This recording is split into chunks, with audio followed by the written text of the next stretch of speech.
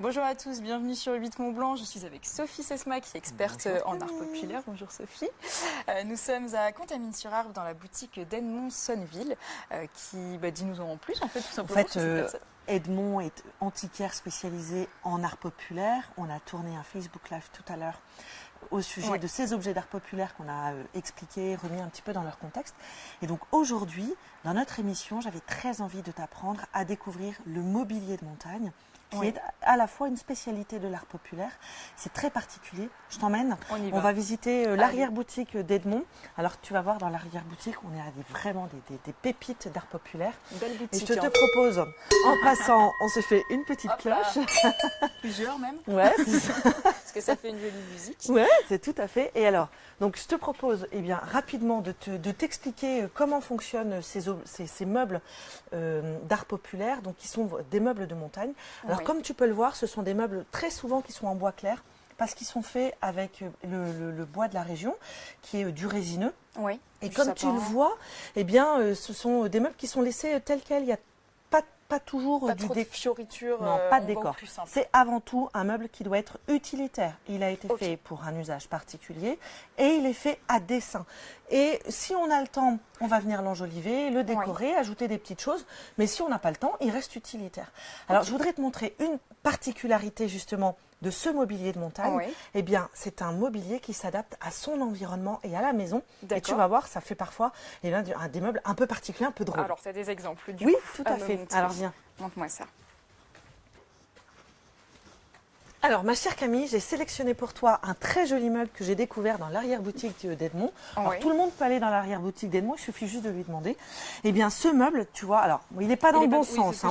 On est bien d'accord, c'est une rangée de petits placards qui venaient soit au-dessus d'un meuble, soit qui étaient accrochés au-dessus d'une pierre à eau, enfin bref, que sais-je. Mais ce meuble, il a la particularité d'avoir un arrondi, là, et il est juste, en fait, venu épouser l'endroit où il a été posé. C'est-à-dire parce que de l'autre côté, il est plein. Il n'est pas du tout arrondi. Et tu vois, tu as cette spécificité. 1, 2, 3. Tu as cette spécificité-là, justement sur le meuble que tu as au-dessus, dont la corniche est en biais et elle permettait d'épouser la toiture. Tu vois, le mobilier s'adapte complètement à son environnement. Puis là, à nouveau, tu vois, on est sur un bois clair, absolument pas de décor. On est vraiment sur quelque chose de très utilitaire. C'est vraiment la spécificité de ce mobilier de montagne. Et je t'ai dégoté une petite pépite, justement, de ce mobilier de montagne. Alors, j'aime pas trop qu'on appelle ça du mobilier rustique, parce que justement, tu vois, cette pièce, elle en est typiquement, hop, on a un gros escabeau qui est devant, qu'on va déplacer. C'est du mobilier, quand on dit rustique, on a un côté qui est vraiment très péjoratif, alors que là, on est sur une très jolie petite armoire de montagne.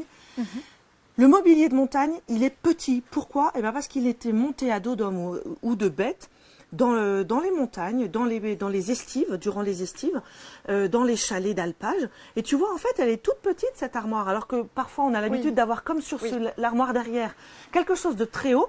Et bien là, on a une pièce qui est de taille agréable et qui permettait en fait d'être déplacée facilement. On pouvait la monter, la démonter. C'est monté à cheville et mortaise et tenon. Et tu vois, c'est quelque chose, ça prend pas une place gigantesque. Alors, tu t'en souviens, au Scout de Cluse, je t'en avais parlé. Je t'avais dit qu'aujourd'hui, le mobilier de petite taille est particulièrement apprécié. Parce que les intérieurs aujourd'hui ont évolué et les gens, quand ils s'installent, ils ont des intérieurs qui sont plus petits. C'est ce qui fait que typiquement, ces armoires de mobilier d'alpage, elles sont très recherchées parce qu'elles sont de petite taille. Tu vois, elles sont charmantes. Un chalet, typiquement. Typiquement, les gens qui viennent, typiquement les gens qui viennent dans la région apprécient particulièrement ces armoires qui sont complètement authentiques. Tu vois, elle a sa fermeture d'origine, elle a ses pentures d'origine. Super. Ça, je sais. C'est Edmond qui m'a soufflé tout à l'heure. Et donc, on a un très joli décor en façade, quelque chose de très simple, mais finalement de très efficace. Regarde-moi cette petite armoire d'alpage. Alors, elle a la spécificité d'avoir à l'intérieur toute la généalogie des propriétaires depuis quasiment la Révolution. Armoire de mariage des Foncé. C'est ça. Elle est marquée 10 germinal de l'an 3. Et donc là, on a toute la généalogie par mariage. C'est vraiment hyper intéressant. Et puis, tu as peut-être remarqué quand on a ouvert l'armoire, elle avait à nouveau les marques de propriétaires. C'est ce qu'on a évoqué tout à l'heure dans l'émission en Facebook Live. Tout à fait. Alors, c'est vraiment des petites pièces, tu as vu, armoire de petite taille. Là, il y a des tiroirs. C'est plutôt pas courant qu'il y ait des tiroirs à l'intérieur. Et puis, je voudrais attirer ton attention sur quelque chose d'important quand on achète du mobilier comme ça. Oui. Eh bien, il faut regarder les pieds. Alors, pourquoi me dirais-tu? Oui. Eh bien, pourquoi? Eh bien, je vais te donner la réponse maintenant, à cause du sol. Autrefois, dans les maisons d'alpage ou bien dans les fermes, il y avait deux types de sol. Il y avait de la terre battue et puis il y en avait certains qui avaient les moyens de se payer un dallage un peu comme les tomates. Il faut savoir que quand on avait de la terre battue c'est vraiment une terre qui a été compressée avec le temps, mais quand même qui laisse monter par capillarité l'eau depuis le sol. Ça veut dire que quand on achète un joli mobilier de montagne comme celui-là, il faut être très vigilant à l'état des pieds et surtout des pieds de l'arrière, parce que parfois il arrivait qu'on puisse laver à grande eau. Donc on jetait des baquets d'eau et puis avec du savon noir et une brosse en chien dent, on venait récurer les sols. Et dans ce cas-là, les pieds des meubles prenaient l'eau.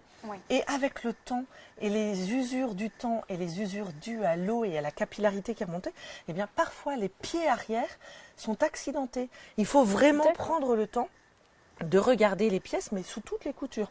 Et là, tu vois effectivement que les pieds ici, alors non seulement ils ont été un peu attaqués par les xylophages, tu vois qu'il y a des petits insectes qui sont venus bouffer, et tu vois que le bas est quand même pas mal plus abîmé finalement que le restant de la pièce. Donc ça, c'est certainement dû au ménage, bêtement. D'accord. Alors il y a autre chose que j'avais très envie de te montrer. Quand on achète une de ces pièces, il faut regarder le dos. Alors, j'ai trouvé deux très jolies pièces chez Edmond qui nous permettent justement de regarder les dos de ces meubles. Comme celle-là. Ouais, ben voilà, c'était ça. D'accord. Et donc, ces meubles, ils ont la spécificité d'avoir un dos qui est mal débardé. Ben pourquoi? Simplement parce que l'avant est vraiment enjolivé. On a pris soin d'avoir une pièce qui soit élégante, qui est enrichie de motifs. Mais en revanche, le dos, lui, n'est quasiment jamais visible, à part des araignées, je ne vois pas par qui d'autre. Et du coup, comme il était laissé aux araignées, on a décidé que les dos étaient laissés tels quels. Pas la peine en fait de s'embêter à perdre du temps à fignoler quelque chose qu'on ne verra jamais au final. C'est exactement ça. D'accord. Donc on ne s'embêtait pas, on gagnait du temps sur des dos qui étaient très, là pour le coup, très rustiques, qui sont dans leur jus, dans l'état. Et ça permet aussi de voir comment sont montés les meubles, de quelle manière, est-ce qu'ils sont montés à tenon mortaise, est-ce qu'ils sont montés avec des chevilles ou là avec des clous anciens. Donc ça, ce sont des très belles pièces qui sont déjà vendues. En fait, Edmond a une clientèle assez variée et il sait que quand il sort des pièces exceptionnelles de cette qualité-là, il a carrément un client. Donc il les met il les a achetées hier et il pense. C'est rapide. Ah oui, et il pense en fait qu'ils sont déjà vendus. Les gens viennent demain. Et justement, ça peut être quoi la valeur d'un meuble comme ça? Est-ce que tu saurais Alors, nous dire je pense qu'un meuble comme ça, ça peut valoir aux alentours des 5 à 6 000 euros le meuble. D'accord. Parce que justement, ça c'est un meuble qui est vraiment exceptionnel, qui est ancien. Il y a du détail. Oui, oui. Et puis alors là, on a un très très beau décor. Ça s'appelle le nœud d'amour. Donc tu vois, il s'ouvre comme ça. Hop, tu vois que là aussi, les intérieurs, ils sont un peu moins beaux que les extérieurs qui sont destinés à être vus. On a des ferrures anciennes 18e qui sont vraiment de très très belle qualité, qui sont vraiment très jolies. Et puis on a un meuble qui est vraiment élégant, donc là, tu vois, qui permettait de présenter la vaisselle. C'est un meuble un peu de présentation et d'apparat qui est fait pour être vu par les autres. Et de ce fait, on a quelque chose qui est très joliment enjolivé, qui a un vrai décor, qui est une plus-value en fait. Donc dans la catégorie, quand on achète un meuble, c'est vrai que quand on achète un meuble comme celui qu'on a vu là-bas tout à l'heure dans l'entrée, qui est un meuble dénué de décor, il va forcément être beaucoup moins cher qu'un meuble comme celui-là, qui a même les côtés qui sont travaillés. Donc on est sur des pièces qui ont un véritable écart de tarif qui est très très important. Et là, les pieds sont en bon état. Et là, les pieds sont en bon état. C'est retenu. Alors, il faut aussi bien regarder parce que parfois, il y a ce qu'on appelle des entures. En fait, ce sont des restaurations. On a carrément coupé le pied et on en a remis un autre à la place. C'est comme si on avait greffé un nouveau pied. Donc, il faut être bien vigilant et toujours bien regarder les pieds à l'arrière, toujours pour ces questions d'eau qui serait remontée par capillarité et de pieds arrière qui seraient complètement pourris et foutus. Donc, on a des pièces qui sont de toute beauté et le mobilier aujourd'hui, le mobilier de montagne. le mobilier de montagne aujourd'hui, il est véritablement recherché par les gens qui ont des chalets, qui veulent reconstituer un intérieur authentique. Et puis, eh bien, ils sont aussi recherchés par les jeunes qui ont des intérieurs plus petits. Et puis, voilà, c'est du meuble qui n'est pas verni. On a une certaine éthique aussi quand on achète quelque chose comme ça. C'est du meuble qui est... j'aurais presque envie de dire un peu écolo, quoi. Oui, on est proche de quelque chose qui est dans son état d'origine. Alors toujours, eh bien, local. pour ceux, oui, et local, toujours pour ceux qui ont envie de se documenter et eh bien d'en connaître un peu plus au sujet du mobilier de montagne, je vous propose un très bon livre que j'ai sorti de ma bibliothèque qui s'appelle Le mobilier traditionnel des Alpes occidentales. Toujours fait par Jacques Châtelain, c'est vraiment une référence. À l'intérieur, je t'ai sélectionné un meuble que j'ai trouvé très intéressant, eh bien, qui illustre parfaitement notre propos de tout à l'heure, à savoir un mobilier qui s'adapte à l'habitat. Tu vois, celui-là, il a carrément suivi la pente de l'escalier. Et on est sur une pièce très, très intéressante. Alors, je t'emmènerai une autre fois chez un autre antiquaire. Je sais qu'il a des pièces comme ça. On va se régaler. Il y a vraiment des choses très, très sympas. Et puis, complètement atypiques, parce qu'aujourd'hui...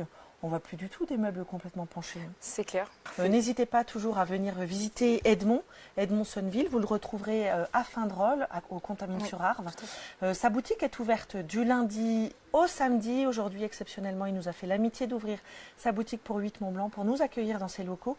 On le remercie vivement de nous avoir accueillis aujourd'hui parce que c'est vrai que pour ceux qui aiment le mobilier ancien, chiné, on est vraiment, c'est la caverne d'Ali Baba, vous allez vous régaler. Et puis Edmond, il a à cœur de transmettre son savoir, son savoir-faire. Et c'est une personne qui est profondément gentille. Il raconte de belles histoires, tout simplement. On est là aussi pour en apprendre plus sur les objets. Donc n'hésitez pas à venir y faire un petit tour. Merci beaucoup Sophie de m'avoir instruit sur un nouveau sujet que je ne connaissais pas trop. Avec plaisir. On se retrouve le mois prochain. Oui, le mois prochain pour une nouvelle émission. Et puis jusque-là, passez un très bon week-end. À bientôt. 3, 2, 1. Alors on est chez Edmond Sonneville, vous avez pu le voir sur notre live Facebook la semaine dernière. Je suis avec Sophie Sesma qui est spécialiste en art populaire. Ça frotte. C'est antiquaire en art et tradition populaire. Voilà. On a justement fait un Facebook Live. C'est bon, voilà. Mais moi je savais pas.